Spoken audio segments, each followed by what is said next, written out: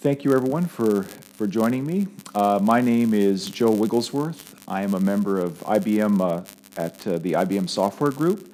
And what I'd like to talk to you about today is about how to get your existing software stack onto OpenStack.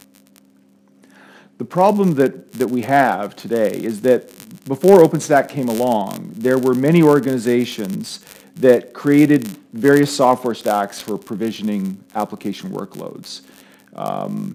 And they were built for many reasons with many different designs, but everyone did their own. Now that OpenStack has come along and has become the industry standard, now these organizations, we want to put our existing software stacks onto OpenStack and rebase them.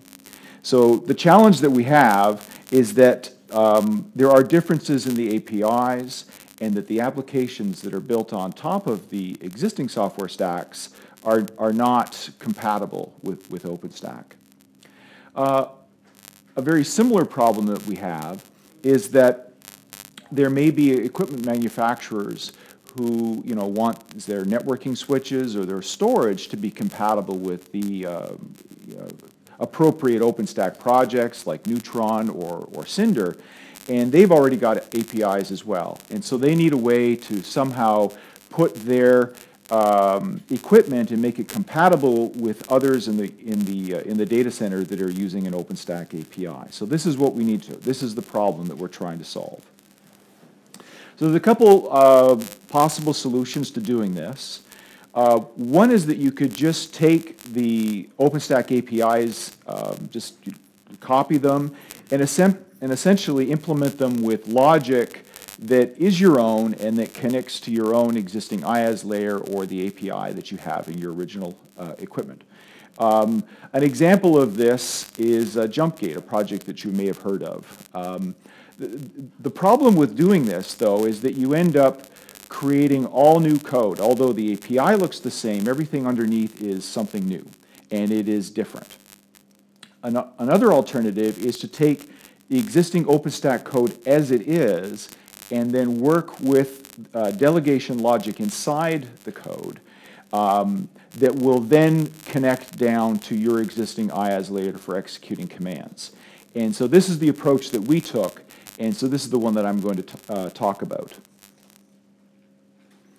So it seems straightforward. Essentially what the solution is that you just start with this second option, which is taking OpenStack as it is and then connecting it.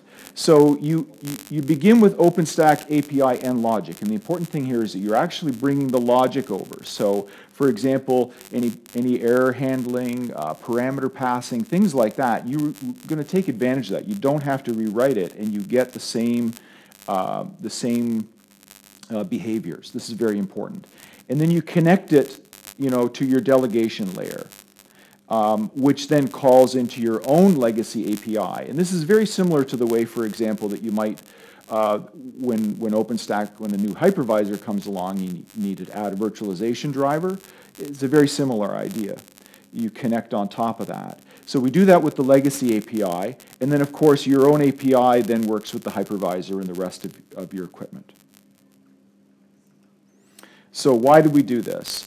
Well, the reason that we decided to take this approach was because it allowed us to reuse a great deal of code from OpenStack already, so we could keep the behavior. A lot of things that were already done for parameter checking and for consistency there would already be done. And then we also built on top of a number of the things that were in OpenStack already. For example, there's already a pattern established within OpenStack Nova for creating virtualization drivers. So what we did is we created a driver that instead of calling down to a hypervisor, just called over to our own IaaS layer and then continued the processing. This allowed us to have consistent deployments, but with a new API. And this, of course, by doing this, when working with OpenStack, is that it's much easier to move up to new versions of OpenStack. So when we move from Grizzly on to, we're currently on Icehouse, and we'll later be on other, Juno and Kilo as that becomes available, it's much easier to move up if you're using the real OpenStack than if you're recreating the code and the behavior. We also, of course, had to have image management in, which required us to work with Glance. And so it works a little bit different there. And it's kind of unfortunate. Each of the projects has a slightly different way of doing this. With Glance, it wasn't a virtualization driver pattern, but a replacement factory class that we had to develop that allowed us to plug in our own behavior and allow us to import images in a place that we could find them. Of course, we had to have security as well. Here, again, it was a little bit different. We had to have back-end extensions for the different pieces. For example, assignment, authentication, identity, and token logical domains. All these things we had to basically do extensions and connect them in so that we had a consistent sign-on, because you don't want to be having two places for users to sign on, one in your original API and the one now that's supported by OpenStack. Similarly with storage, with Cinder, it's a model similar to Nova that allows you to plug in your own behavior and then basically put the OpenStack API on top of your own. So what did we learn as we went through all this? Well, it's interesting that, and this is improving. OpenStack API interactions between them were not always clear to us, and sometimes found out by trial and error.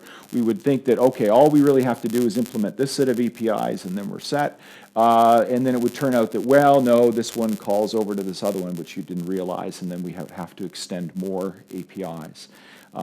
Because what we did when we began was we defined the scenarios we wanted to support. We would then support all the delegation for all those APIs, and then we would have to add more as through trial and error we found out that others were needed. Sometimes, even though you're plugging in your own code, you're going to run into cases where there are defects in the OpenStack logic. Maybe things that didn't come out until your code came along.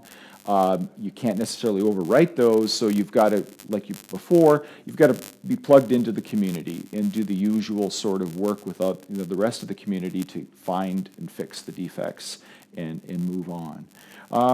We also found some interesting issues moving between version 2 and version 3 of Keystone.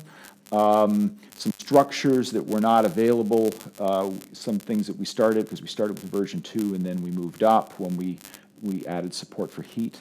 We found some things changed in there, and I think this is just maturity of OpenStack, and I think this is improving as the issues go along. Another thing that we found is that you may be familiar with in Nova of something called the conductor that allows you to move data around.